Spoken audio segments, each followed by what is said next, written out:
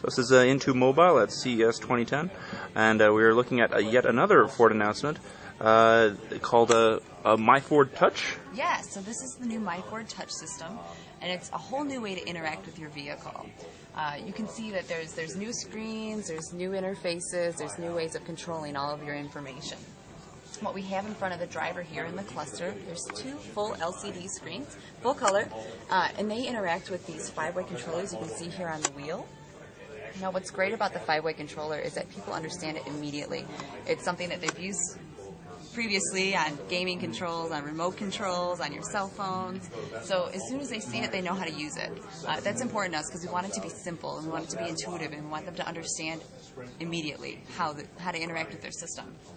Over on the left-hand side screen, you can see your traditional driver information, but what we've included now is you can choose how much information you want to see. So if you want something kind of complex, you want to see some gauges, or if you want to go to something really simple, you can do that too. So that way every user, depending on how much information you want, is going to be happy with the system. On the right-hand side, we've got our 4 main areas of your big hitters for what people want to get to quickly and easily. And you can see that they're color-coded. So we've got entertainment, phone, navigation, and climate. And those 4 main areas of information match the 4 corners that you can see here in the center stack on your touch screen. And the great thing about using color as a way to show where you're at is that with one quick glance, you know where you're at in both systems. So if I've got red up here, I know that it's entertainment, while I've got blue up in my cluster, and I can tell that it's climate. So in the cluster, we've just got kind of a subset, quick things that you'd be able to do from the wheel using the buttons. So you could, in temperature and fan, you could do quick things like that. But all your more complex features are going to be located over here. So you were talking about the mobile apps that you're bringing into the vehicle. So here's our entertainment system, and once you brought a mobile app into the vehicle, it would actually become one of the sources here. So you would see USB move down the list, and Pandora would show up there. So it fully integrates, and actually what's great about it is it looks similar to the other screens. So it doesn't look out of place. It matches the interface that they've already learned how to use. So what the Pandora app looks like, I don't have it to show you, but I can explain it. So you would be able to see your album art, and you'd be able to see your artist and all that information. And basically what we've done is we've just changed the words on the buttons to match what Pandora would like us to use. And of course it's going to be thumbs up, it's going to be thumbs down. Right. So you're going to see that. You're going to be able to interact with it the way you would on your computer. The other thing you can do is use voice to interact with it. Just making it easier and simpler, safer for the driver.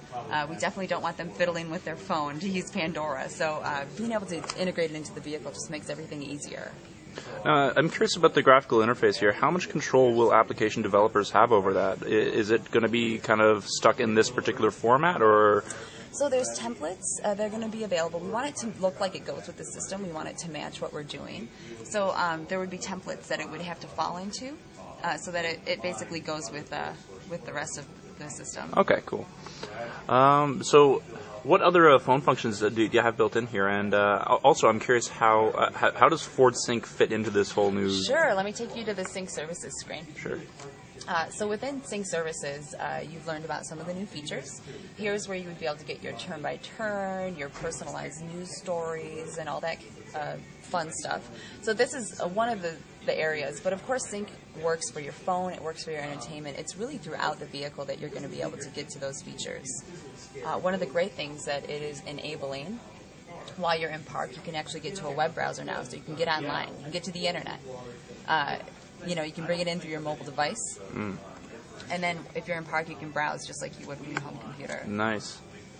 Oh yeah, you guys have the mobile broadband built in here too, right? Yeah, so we actually also have the ability, if you get a mobile broadband card, you could plug it into your USB drive here, and also get the internet in the vehicle that way. And what's great about this is it actually allows the entire vehicle to have internet access so that your backseat passengers would be able to access as well. That's cool. Can you use a smartphone as tethered modem for the same kind of function? That is a question I would have to refer back to our Sync. Right. Yeah. Okay. Tethering? Yes. Thank you. Cool. Okay. So can we take a look at more of the phone functions from the right side here? Yeah, see, we don't have a lot of the phone. I don't have a phone actually hooked up right now. Okay. So it would tell you that you're not connected and you should hook something up. But it has all the same hands-free functions as Sync? Yeah, so you would be able to get to a subset of your phone features in the cluster. Again, we only want to let them do things that would be quick and easy. So you could get to like a list of received calls or something like that. You always have voice control though. So anything with Sync, if you want to call somebody, you can always use the voice button here on the wheel and say, call home, and then it would be able to do that. So the great thing about the voice activation is you don't have to restrict that while people are driving. It's something that's easy that they can always do.